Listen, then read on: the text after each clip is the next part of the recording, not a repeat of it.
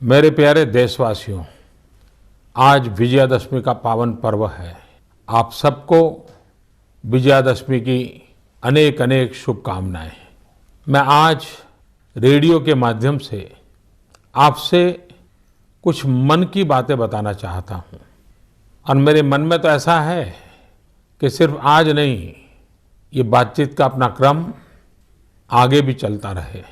मैं कोशिश करूंगा, हो सके तो महीने में 2 बार या तो महीने में 1 बार समय निकाल करके आपसे बातें करूं।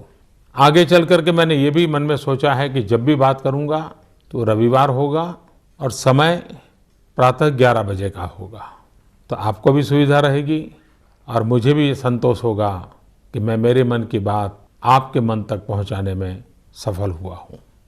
आज जब विजयादशमी का पर्व मनाते हैं, ये विजयादशमी का पर्व बुराइयों पर अच्छाइयों का विजय का पर्व है।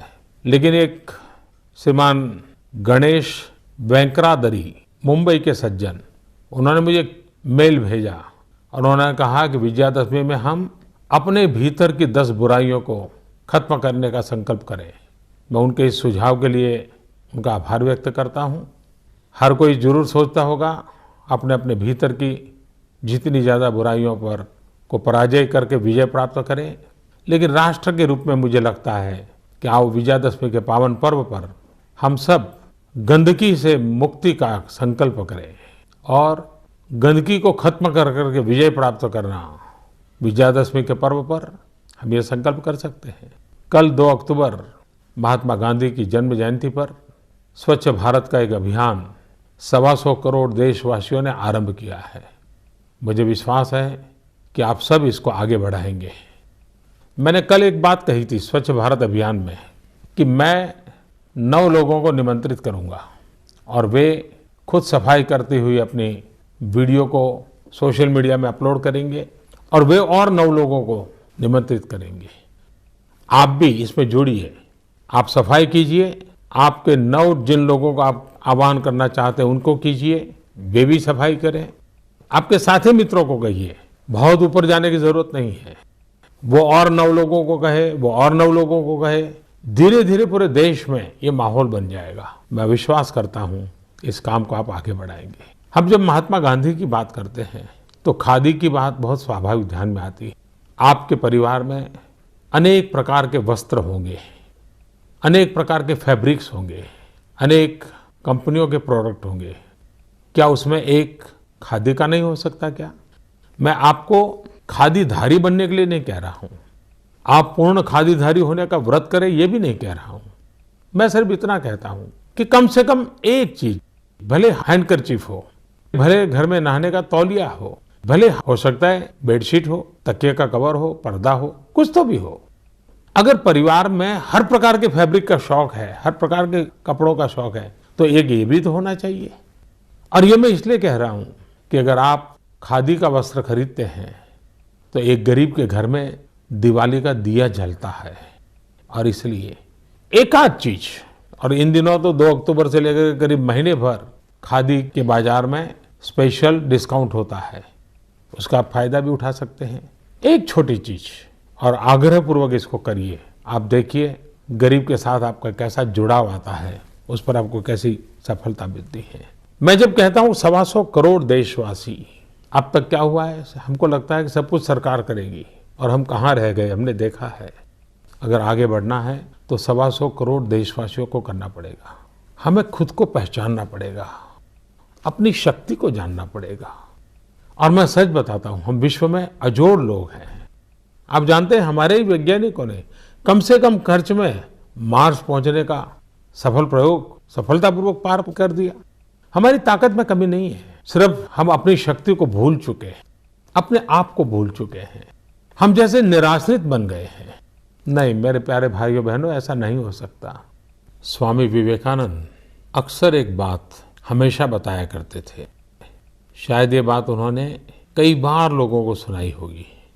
विवेकानंद जी कहते थे कि एक बार एक शेरनी अपने 2 छोटे छोटे बच्चों को लेकर के रास्ते से गुजर रही थी।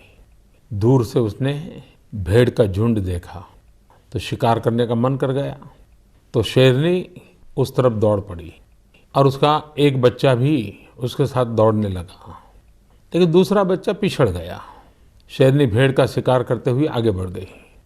एक बच्चा भी चला गया, लेकिन एक बच्चा बिछड़ गया।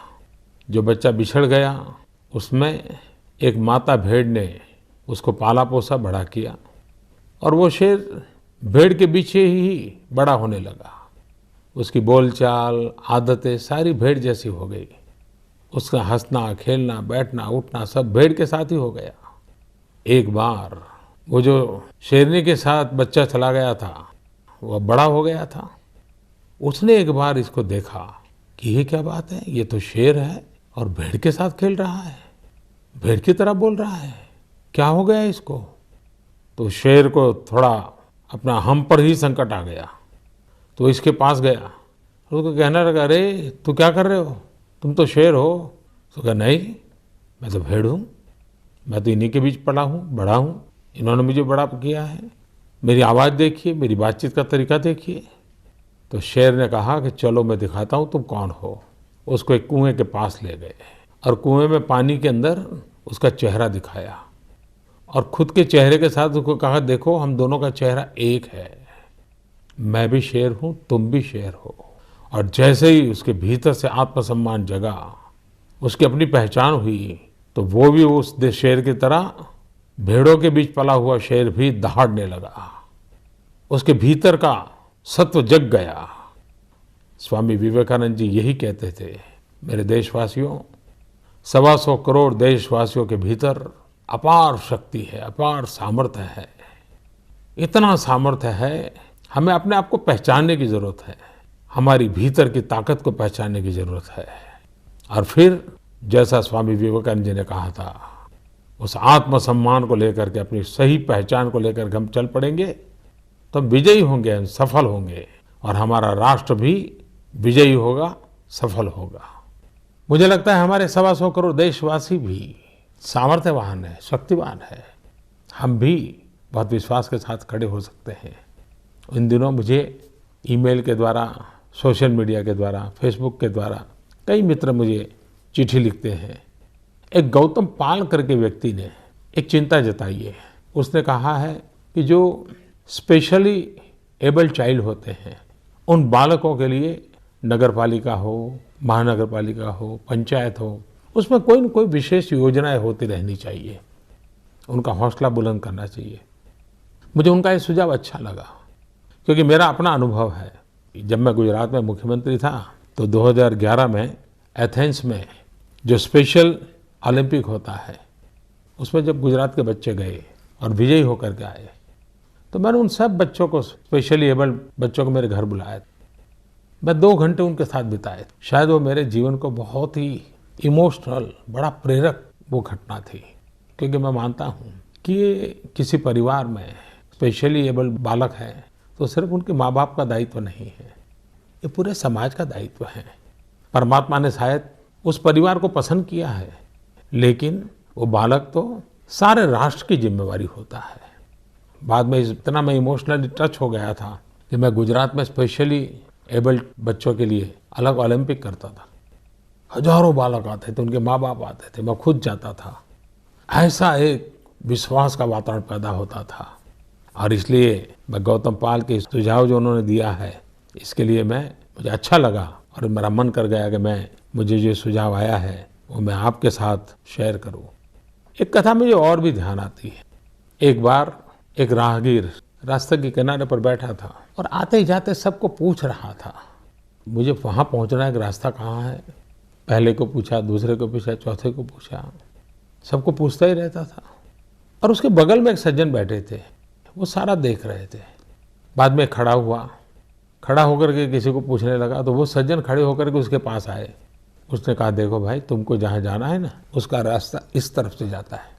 तो उस राहगीर ने उसको पूछा, भाई साहब, आप इतनी देर से मेरे बगल में बैठे हो, मैं इतने लोगों को रास्ता पूछ रहा हूँ, कोई मुझे बता नहीं रहा है, आपको पता था तो आप क्यों नहीं बताते थे? बोले, मुझे भरोसा नहीं था कि तुम सचमुच में चल करके जाना चाहते हो या नहीं चाहते हो, या ऐसे ही जानकारी के लिए पूछते रहते हो। लेकिन जब तुम खड़े हो गए तो मेरा मन कर गया, हाँ अब तो इस आदमी को जाना है, पक्का लगता है, तब जाकर के मुझे लगा कि मुझे आपको रास्ता दिखाना चाहिए। मेरे देशवासियों, जब तक हम चलने का संकल्प नहीं करते, हम खुद खड़े नहीं होते, तब रास्ते दिखाने वाले भी नहीं मिलेंगे। हमें उंगली पकड़ कर चलाने वाले नहीं मिलेंगे। चलने की शुरुआत हमें करनी पड़ेगी। और मुझे विश्वास है कि 125 करोड़ देशवासी जरूर चलने के लिए सामर्थ्यवान हैं, चलते रहेंगे।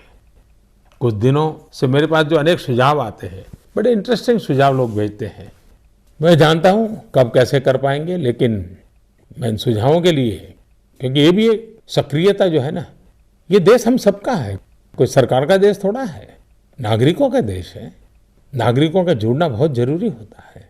मुझे कुछ लोगों ने कहा है कि भी जो लघु उद्योग शुरू करते हैं तो उसकी पंजीकरण जो प्रक्रिया है वो आसान होनी चाहिए।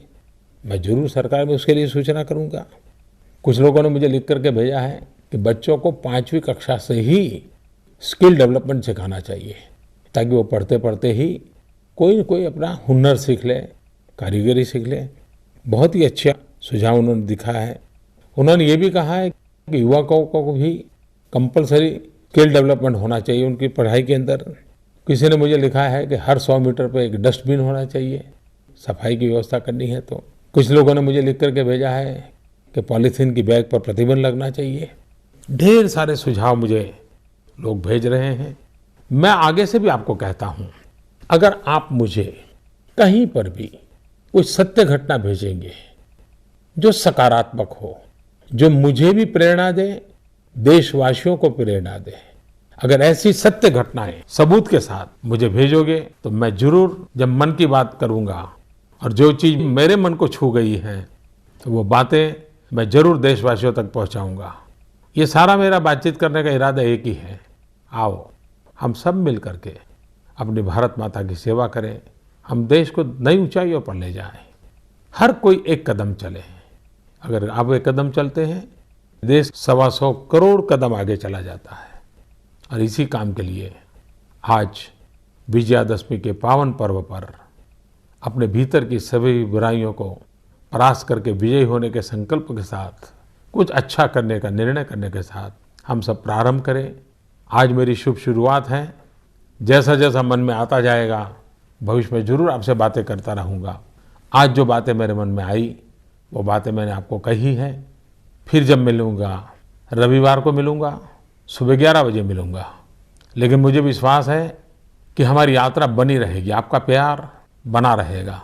आप भी मेरी इस बात सुनने के बाद अगर मुझे कुछ कहना चाहते हैं, जरूर मेरे तक पहुंचा दीजिए, मुझे अच्छा लगेगा। मुझे बहुत अच्छा लगा आज आप सबसे बातें करने के लिए। और रेडियो का ऐसा सरल माध्यम है कि मैं दूर दूर तक पहुंच पाऊंगा, गरीब से गरीब घर तक पहुंच जाऊंगा।